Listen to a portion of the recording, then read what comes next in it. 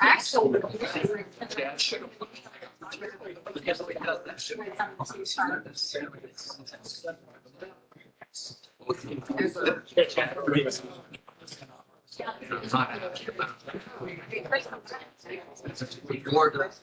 More chatty, but Getting involved. even when it's It's very- promoted, I need it to says, make sure I watch out.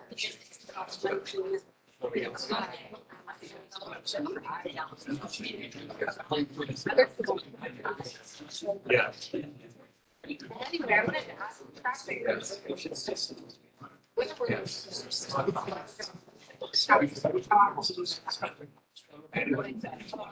I think Jeff knows his. Ready? Yeah. And they're gonna be fixed.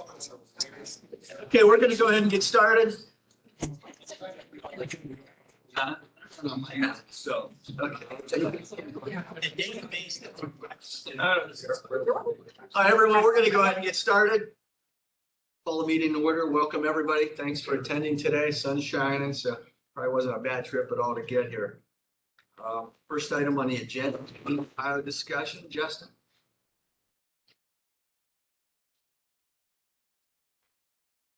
Morning, everyone.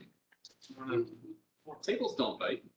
It's nice. It's just the back rows. Yeah. Actually, Stephanie couldn't be here today, but I'll cover the information about the Clean Ohio Green Space Conservation Program for round 17. So the District 6 NRAC had approved 3 applications for this funding round totaling just over $1.5 million. 3 projects, 1 by Mill Creek Metro Parks and 2 for the Trumbull County Metro Parks. You can see the funding breakdowns there. We'll kind of go into just some real basic quick hits information on these projects. So the first one you see on the screen is the Kinsman Swamp Restoration. This is the Trumbull County Metro Parks project, about 196 acres in Kinsman Township that includes a bunch of restoration improvements.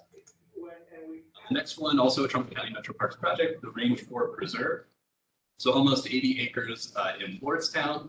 And then just features there that include forest, wetland transition zones, wet meadows, and marshlands. And then that third project is the Hawkins Marsh Improvements, which is a Mill Creek Metro Parks project, which this one is improvements to previously acquired land through Round 15A of Clean Ohio, which I think is the most interesting aspect of this program is that you can come back and make improvements to land you've already acquired through this program using these funds. Really good way to kind of amplify the benefits of this funding source. So you'll see improvements including parking, hiking trails, trail signage, and educational signage. So, hopefully these examples of these projects that got funded this round kind of inspire you to start thinking about ways that you may be able to use this in some of your own communities. But I think even more important is kind of taking a sneak peek at what's to come for this program. So looking at round 18, we have a little bit of a timeline. So March 1st is when that round will open. And then the total funds available will be $2.8 million. So the District 6 final applications will be due at 3 p.m. on September 20th, 2023. And then Stephanie has made available the copy of the District 6 NRAC calendar on our website on March 1st. Any questions about this process, about projects that are eligible, how the funding works, how any of it works, feel free to reach out to Stephanie. She's super knowledgeable front to back on this program and is more than happy to guide you through the process. Like I said, very quick information, Stephanie's information up on the screen. Anybody have any questions right now? Great, thank you all. Okay, thank you, Justin. Okay, next, we got Ed. He's going to provide an update on the OPWC program. Chairman. Morning, everyone.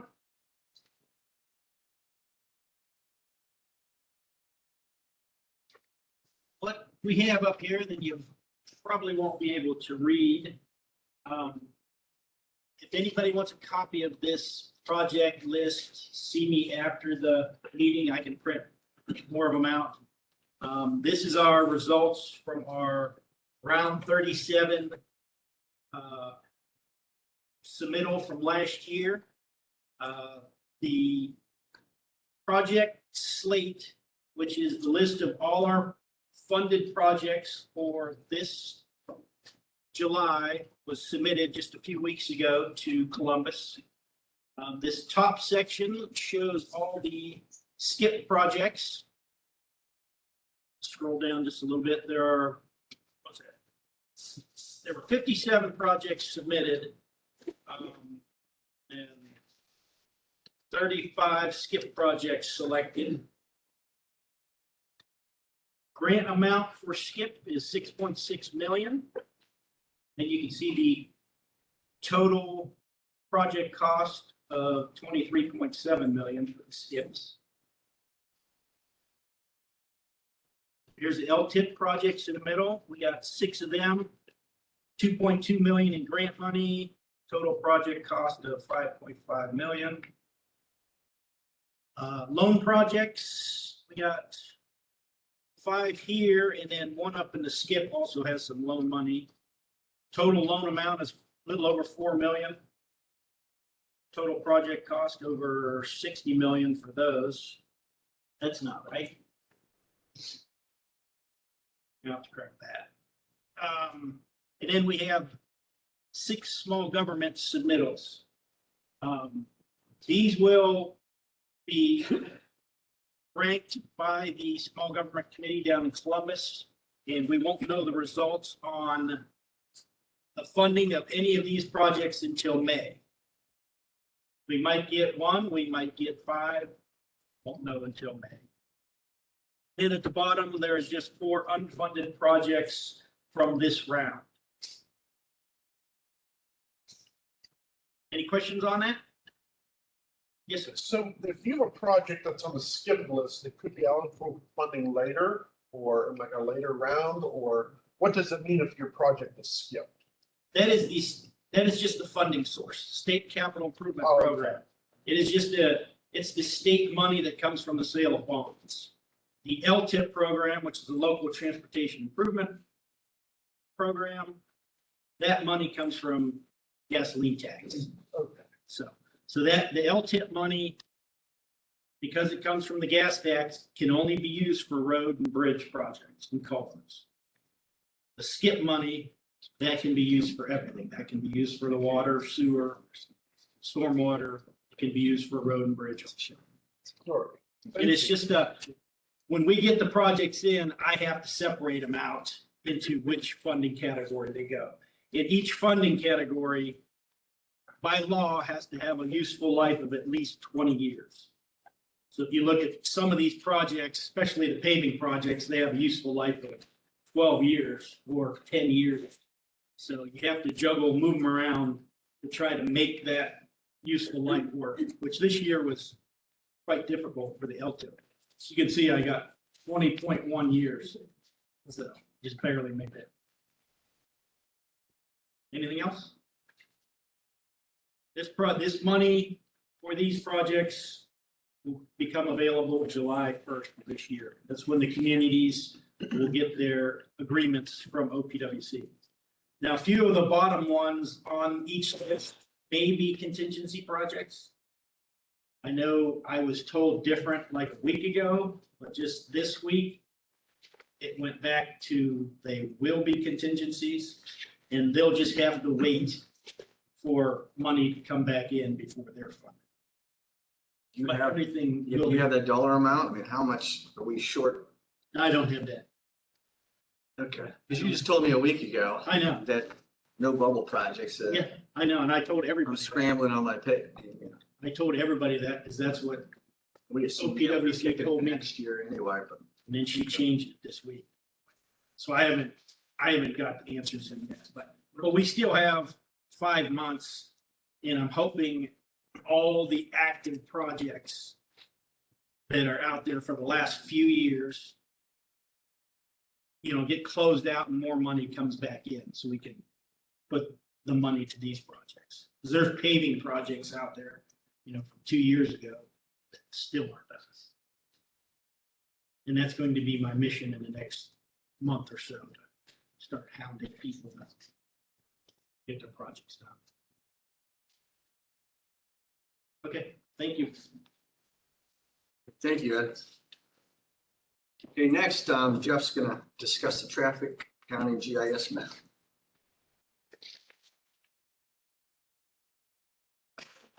Hi, everybody.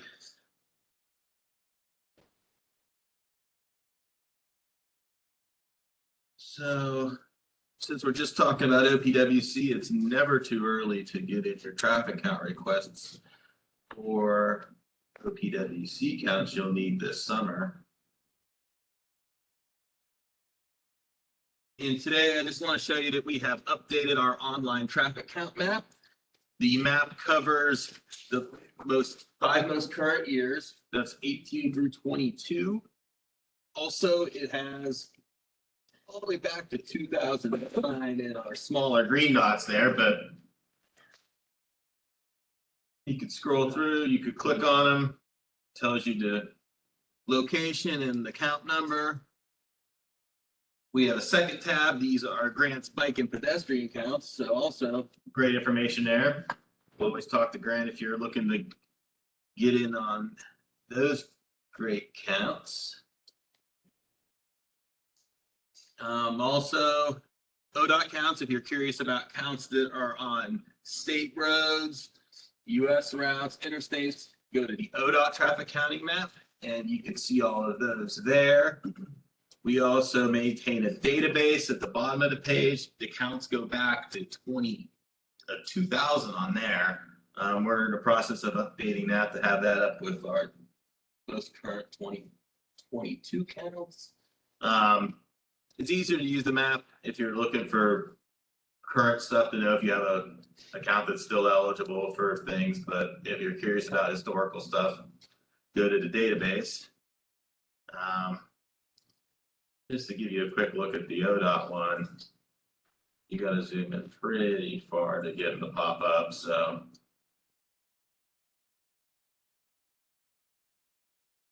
there you go. If I were you, if you are using the ODOT site, ignore all their counts that are not on their roads because they just have old counts that we gave them years ago. But they do keep maintained and up to date the counts that are on theirs. You click on one and you click on view detail and do search, and over here it pops up all the information. It gives you, they count their roads every 3 years. I believe the last time they did this one was 2021. Years in between they apply growth rates, so you could have a valid count for those off years as well. But you can see the exact counts that they have on the years that they did them. If you click that, you can download spreadsheets. There's a lot of good information on here too, but that's where you go if you want state counts. If you're curious about counts from us, contact me. I will even do them in the winter. If it's cold outside, I don't mind. I don't like to, but I will. If you need them right now, it's no problem. Gary, I'm picking your last one up today. And that's all I got. Any questions? Are the counts on the big map? I believe they are.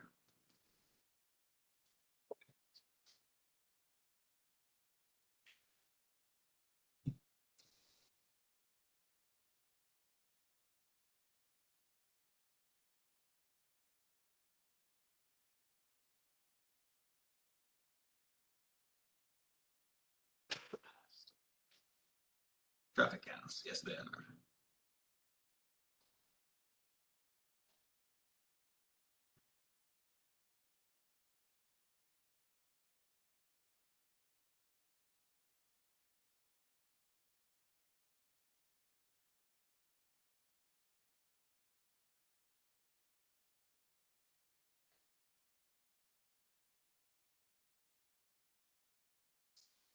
Thanks, Jeff. That is a great resource and that site's come a long way. So thank you. Okay, next, Grant's going to discuss safe communities for Mahoning and Trumbull County.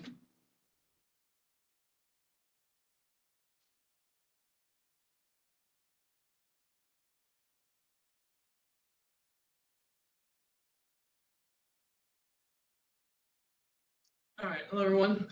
Want to go a little bit over safe communities, which is Not our project, but it's one of the things that we are involved with that is a really good resource for the region. So I wanted to let a lot of people know, it's one of the big things that they're always trying to get more people involved with this effort. So Safe Communities is, each county has its own safe communities for Mahoney and Trumbull. I believe it's something like 48 counties in Ohio have a safe community. They were formed through the National Safety Council. They got some different funding sources for safety from the state and from national sources. Their big thing is they promote safety within their counties. They have quarterly meetings. They do a lot of stuff where they're organizing events to get people together at places to talk about safety, to bring awareness to a lot of these issues. Membership gets made up of a wide variety of people. We've got Eastgate have somebody on staff. They've got their own staff. You have state highway patrols involved, local police forces, hospitals are involved, fire safe department. And there's a lot of other people that got in this, other groups like bike groups that have sent people sometimes to get involved. A lot of their activities that do stuff like sending out napkins to bars or pizza places for the Super Bowl that will, have messages promoting, don't drink and drive. They do smash events at high schools. They also do a lot of community events where they set up booths, like Mahoney County sets up at the Canfield Fair. And they have that stuff out there. They're giving stuff out to people and talking to people all day. Wow, I left the example header here. That is amazing.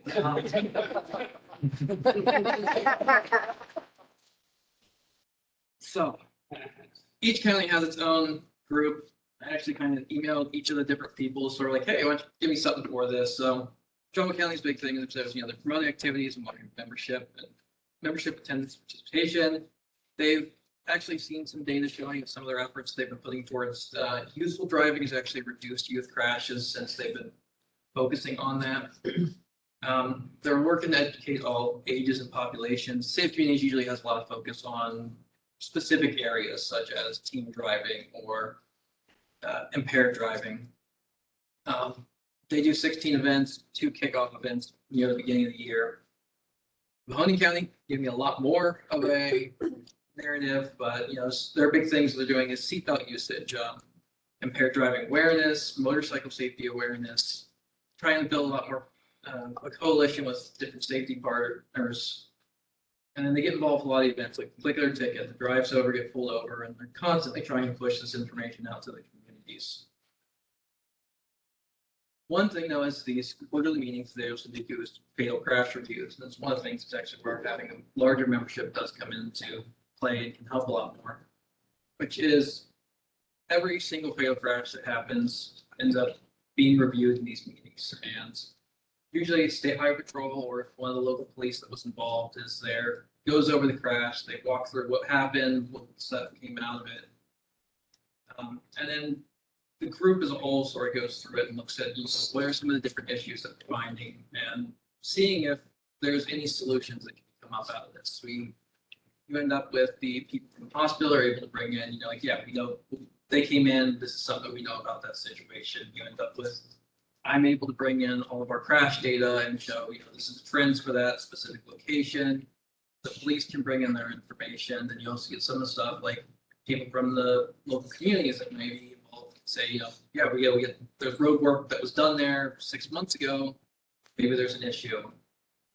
Sort of what that goes into is then making recommendations for how to deal with these things. That can be going as far as speed was an issue, the state highway patrol is there, and maybe they'll talk about making plans to go out and add more resources there. Or it's a engineering issue that can be promoted through local community or whatever the issue is. It's sort of designed to review each of these crashes individually and try to come up with solutions for them. That's where it's helpful having a lot of people within the local communities being involved.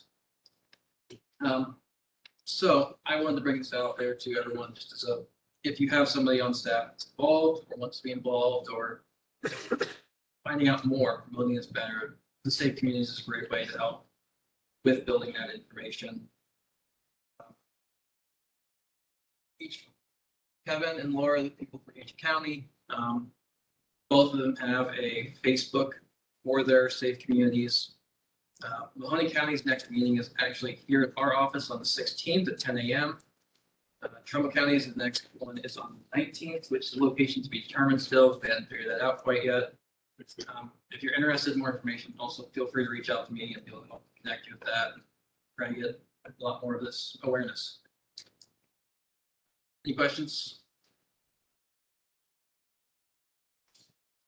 Fran, I was wondering, is there the corridor, the no text and no zero tolerance on 680? Is ODOT giving us any numbers as they see a reduction in accidents out there because of that corridor? Are you aware of that? I have not seen anything about that at this point. Yeah, I was just curious. It's an ODOT thing. I was wondering if we had any information on the corridor. Okay, thanks, Grant. Okay, next Stephen's gonna go over the fiscal year 24 to 27 tip development and the upcoming public involvement meetings. Thank you, Gary. I really just wanted to give everybody a quick update on where we are with the Transportation Improvement Program development. As you're aware, we're going through a development cycle now, working towards developing the 2024 to 2027 tip document. Again, what this is a collection of all the federally funded projects in our two county area, all the way out through fiscal 2027. So all the way through June of 2027. So it's way out there. Everything we're doing is planning, kind of working in the future. Actually, yesterday, the first draft of that document was submitted to ODOT, USDOT, Federal Highway for review. We'll get comments back, work towards a second draft due at the beginning of March. What you guys can then look forward to is next time we meet again in here at April's TAC meeting on April 6th, I'll have a good overview for everybody that coincides with our public involvement period. There's about 3 weeks there before and after that cover Eastgate's public involvement on the tip development. Gives you guys, gives the public time to review, to comment, provide any type of feedback. And April 6th is when, again, at TAC, you guys will get a good presentation, CAB later in the day. And then, as Gary mentioned on the agenda, from 3 to 6 is what we'll have in here, most likely, is what we'll have our actual public involvement meeting, have some good maps, have some details, talk through any types of comments. And certainly look for emails, look at our social media, our website for details. Like I said, most likely it'll again be in this room. That's what we've always done in the past, aside from our 2020 public meeting, which was all virtually. But look for those details. And if anybody has any questions in the meantime, would like to see our draft project lists, anything, this is the first draft of the tip, let me know. I can get that for you. But again, really the intent is getting to April, and that's when the feedback from everybody kind of develops that document in a better sense to where you guys can see it and understand it better. And that's where things kind of play out. So if there's any questions now, talk to me afterwards, talk to me leading up to April, or see you April 6th and provide some comment then. The only other thing that I did want to mention is, going back a year plus from now, Eastgate was successful receiving $500,000 grant from ODOT Central Office, planning grant to study what initially was the Lordstown Smart Logistics Hub, turned into, if you recall, we made that change to the Live Zone, really studying a bigger area, looking at that Lordstown area kind of as the central, but you see on the map there, master plan kind of developing out and really reaches out beyond this map even. Just wanted to give a quick update that plan is complete. If you go to our website, hover over projects, then transportation and infrastructure, and can click on the Live Zone page here, that gets you to where we are. Eric, our communications expert here, put this together, compiled all the documentation, gets all of this easily accessible for all of you to be able to see. Click right in the middle of the screen there, first link to open up the plan as a whole. Really great document, very easy on the eyes, great information. If you would like a printed out copy, certainly, capable of doing that for you, but it's all there. These documents here are stuff that you're probably not going to care to look at. That's all the data, the background, all of the many pages of what goes into that final report. But it's there if you do like to look at that. And then certainly down below, if you go back to where we look for raised opportunities, look for some grant opportunities here, that information is there as well. Look forward in the also in the coming months. Expect a TAC presentation from whether it's from us or from the team. Michael Baker is who put this report together. We'd like to have them come in and give you guys a good overview of kind of what went into it and what our next steps are. Just to give a very brief overview, really what we wanted to do was set ourselves up for use this document kind of as a first step towards how can we take the area that had some closures, had some job loss, how can we adjust to what's here now, to what's coming in the future, and what are those changes that need to occur, and how can we set ourselves up to receive some additional funding to make those changes happen. So that's what you'll see in that document. Happy to talk about it, happy to answer any questions now, but again, look for a thorough explanation of the vision and action plan in the coming months.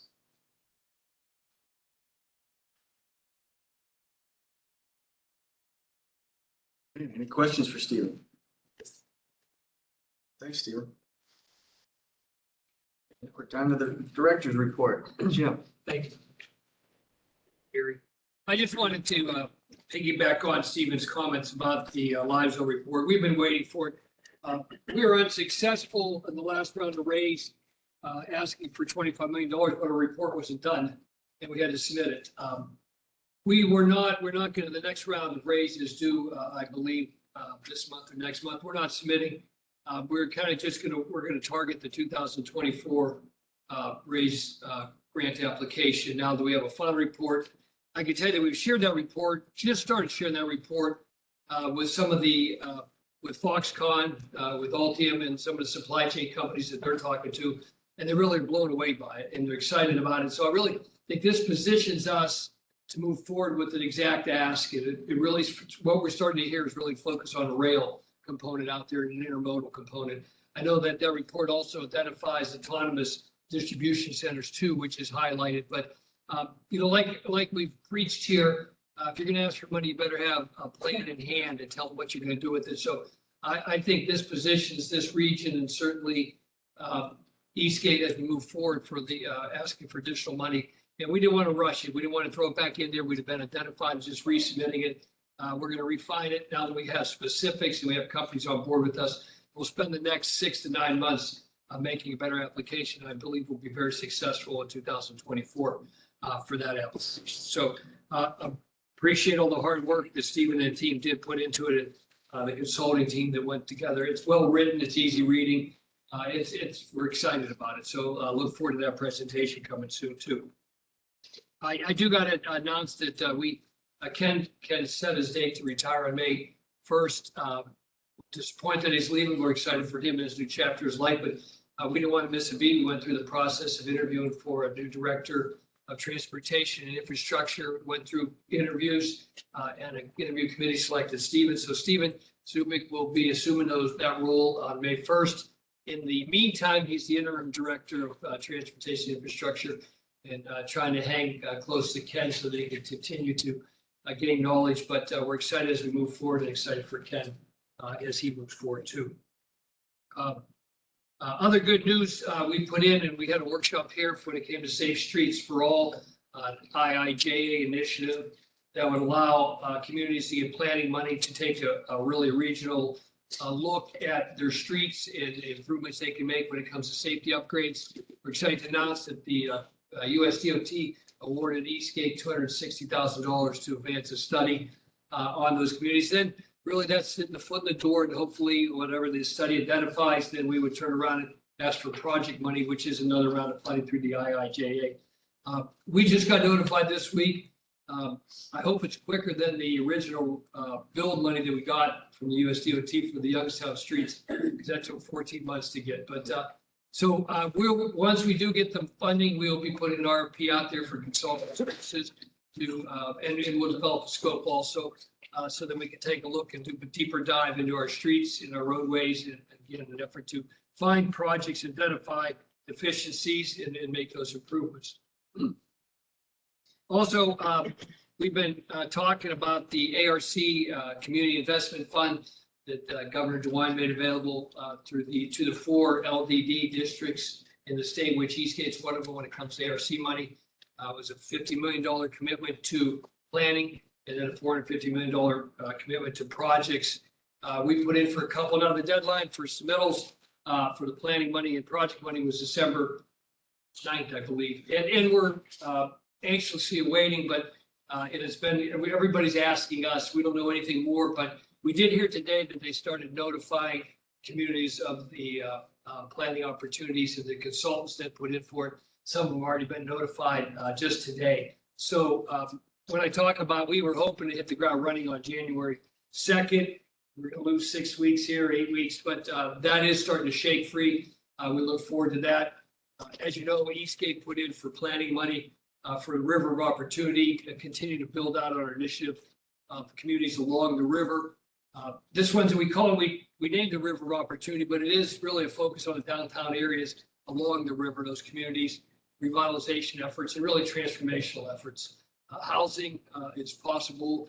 We don't know. We're gonna get planning money. We're gonna advance that study, and then have solutions. And really, what I'm looking for when we talk about, we've studied the river. We have a real good idea. We have many plans, but now I think we have to move into more of the preliminary engineering stage when we bring a consultant on board, so that we can hit the ground running when project money is made available. And they set the timeline. They've been telling us this next late fall, early winter. We want to have a shovel in the ground on some of our projects by spring of 2024. So we'll continue to be aggressive with our funds that we get in our consultant contracts that we house. Part of that is also, and you probably heard about it, seems to be gaining a lot of traction.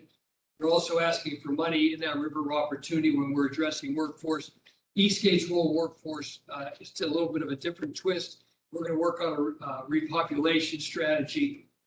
When you hear the numbers, excuse me, that are coming out of some of the supply chain companies in Foxconn and Altium, they're talking 5 and other places too. I just wanted the BDM properties talking about something totally different than EVs. And they're talking about maybe 1,000 jobs. So when you start looking at the numbers, we don't have that workforce. We need to develop that workforce. We don't want to lose out on the opportunities. So we need to repopulate the area. We are just kicking that off.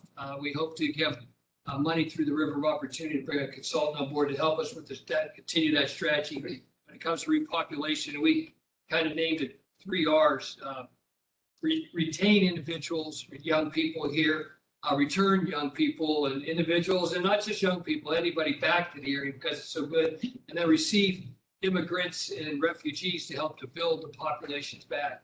I mean, when you look at Youngstown, we talk about Youngstown, 160,000 people lived in Youngstown 50 years ago, and 60,000 live there now. The staggering number to me is 7 people a day leave the area. That's how the math works out. We got to stop that. We need to reverse that. So I think, when we talk about repopulations, what we're going to frame out and we're going to spend the next year, Eastgate's going to lead the charge, is developing what we kind of call an office of repopulation. But that's other things. That's a housing strategy, a housing assessment strategy that we're doing internal under Justin's leadership and Tricia's leadership to get a housing assessment strategy. But it's also a cultural liaison to help people feel welcome here that you could possibly bring in from immigrants or refugees. It's an educational factor there. It's a quality of life factor that falls in there. And then I believe also that office and what I call the spokes on the wheel have to deal with the marketing campaign here. It's not just a video saying how good it is. It's an actual strategy and a campaign to talk about the good things, the low cost of living, the jobs that are coming, the 4 seasons, and the milder winters that we have now too. So all that's going to come into play. We hope to have all that framed out within this calendar year and really being aggressive, trying to work on that strategy to repopulate the area. So more to come, but I think what the focus was for any community or any consultant that may have put in funding opportunities to be planners or project developers, they're starting to shake free. So it was good news today because we were a little bit, we've been waiting like the rest of you. So we're hearing good things.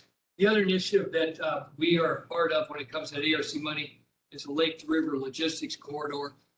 Ashtabula is leading the charge up north, but we're working with Ashtabula, Trumbull, Mahoney, and Columbiana County to create mega sites along State Route 11 and other areas in that corridor. I can tell you that there's not enough mega sites in the state of Ohio for the companies coming. We need to do a better job identifying those and then really using resources to do site preparation so that those become even more attractive.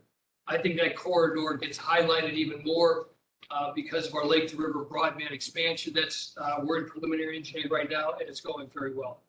We hope to report on that, I believe, in our April TAC, give an update on our broadband initiative. But we meet, the team meets with the consultant there every other week. I meet every other month, but I'm excited about where it's going. And it's really a strategy. It should open the door for all kind of funding opportunities. Obviously, I think I mentioned before, we put in with the state of Ohio. We're the only community that went with the state of Ohio for an NTIA grant, $80 million.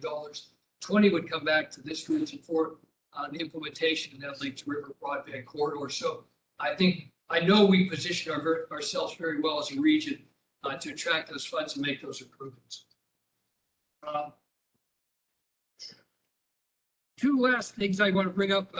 We're excited that Eastgate is being recognized by Cityscape. They have an annual meeting in March 16th. So we're free if you can come, but they're having a dinner and recognizing the Eastgate team for their initiatives in the region. It's exciting. It's an honor to be recognized, and we'd be honored if anybody would like to attend with us and can come help celebrate. But the recognition from the team here and the team's initiative is exciting for us, and we appreciate that. We're honored to be part of that Cityscape operation. I can tell you it's well run, and Sharon and her team do a great job, and we're just excited to be part of that. If you need more information on that, we're going to get it up on our website too, Eric. You'll be able to get that or reach out to any of us. Last thing, I put another plug in for our annual meeting on May 17th. We're in the process of building out the panel. I think this will be the best one ever. We've lost a couple of years like the world did through the pandemic, but we really got a robust agenda. It's really going to start and it's really continue to recognize our 50th anniversary as an agency. We're going to kind of roll back a little bit on where we've been. Not spend too much time because you hear me, I always look forward, we're not looking back. But you do have to recognize the past and how this agency got established and grew strong like it is today. So you'll hear more about that. We'll do more of a blitz on getting people signed up for that here in the next couple of weeks. And again, I hope you can attend, and I think it'd be very worthwhile. We're just securing our guest list, and we have a tentative with Alejandro Castillo, the Assistant Director of EDA Washington. Been a great partner with us. We've been very successful on attracting EDA money. I think we were 5 for 5 on our last EDA grant. So in that one, I don't know if you did catch, but in between our tax, we were able to assist the Mahoney County Engineers Office to secure $2.4 million to do the improvements on Mahoney Avenue near the Bailey Road intersection. Long, well needed. That's an area of much growth. This is a great improvement. I think that's half the money, and I know the county is excited because we're going to then do some, piece that together and be able to dive in and get that project on the books here very soon. So with that, if anybody has any questions, I'll gladly answer questions, but I try to give a quick recap. I know I always get long-winded, I apologize, but it's exciting times. It's an exciting year for the region. Yeah, Dave. For your repopulation initiative, I know you're still very early on, but have you engaged the Missouri Tourism Bureaus yet? We have not been on the list. Okay, I wanted to make mention is that for the receive, they are very well aware of some of the businesses that have already come in, and some of the businesses in the future are of South Korean or other foreign descent. So they're putting together dinner for a lot of those executives or higher team members, where they're going to have a traditional cuisine from their home countries for each company, and then also have another dinner night where they had traditional American cuisine and introduce them some tradition. So it seems like they're starting some of the things you want to do, so they can probably help with that, and Eastgate can build upon that and make it a much more robust program. No, I greatly appreciate the comment. When they are on our list, we really can't move until they give us the money to move. You know, I can't do anything before I have somebody under contract, but they're on a list. We've talked to Catholic Charities of Cleveland, Global Cleveland. We've been talking to Akron where it's been successful. We don't have to reinvent the wheel here. And that's why it's very important when we talk about the spokes on that. One of them is a cultural liaison. So they're doing just exactly what the Tourism Bureau is doing, is making them feel welcome and understanding what they need, the people that we possibly bring over here, and how we can make that feel more comfortable. So thank you. I'll make sure I follow up. Anything else? Where's the location of the annual meeting? Annual meeting, we see about a May 17th at 8:30. Very good. Thank you. Okay, thanks, Jim. That cityscape recognition is quite an honor. Congratulations, Stephen, on your next adventure. We will still be seeing you around.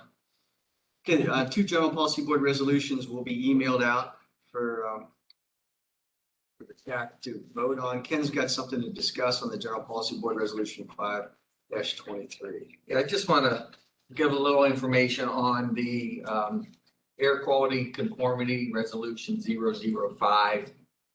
So this is probably the first of a series that you'll see resolutions for our upcoming 2050 Metropolitan Transportation Plan. And this resolution just states that Eastgate's MTP 2050 has no adverse effect on our air quality, and that is pertaining to capacity adding projects. So part of this, Eastgate, which includes all of you, but Eastgate is, it'll be through our office. Interagency coordination with US EPA, Ohio EPA, ODOT Central Office, ODOT Planning, Federal Highway, FTA, has begun the interagency consultation, with basically we've sent them the information and said, listen, here's our capacity adding projects. We have no adverse effect to air quality, so therefore we're good. So that's really what this resolution says when you're asked to pass it. If there's any questions or if you want more details, you can either ask or see us, here. Is that not tied to the CMAQ money anymore, the attainment for the air quality? Yes, it is. I mean, it's complete. This is the overall, this is every project, whether it's CMAQ. In order to use CMAQ, you have to show air quality improvements. STBG, if you widen, Interstate 76 to 3 lanes, this is where that falls in. We have no adverse effect Okay, with our budgets. It's a whole. okay. No, I just saw that it was in attainment, so I was worried about the CMAQ money, not being able to be spent anymore.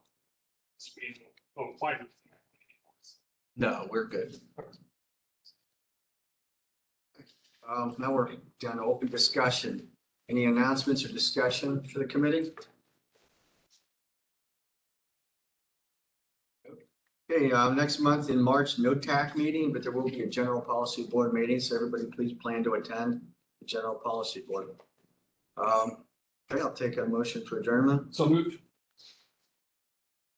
Second. Okay, all those in favor? Opposed? All right, thank you, everybody.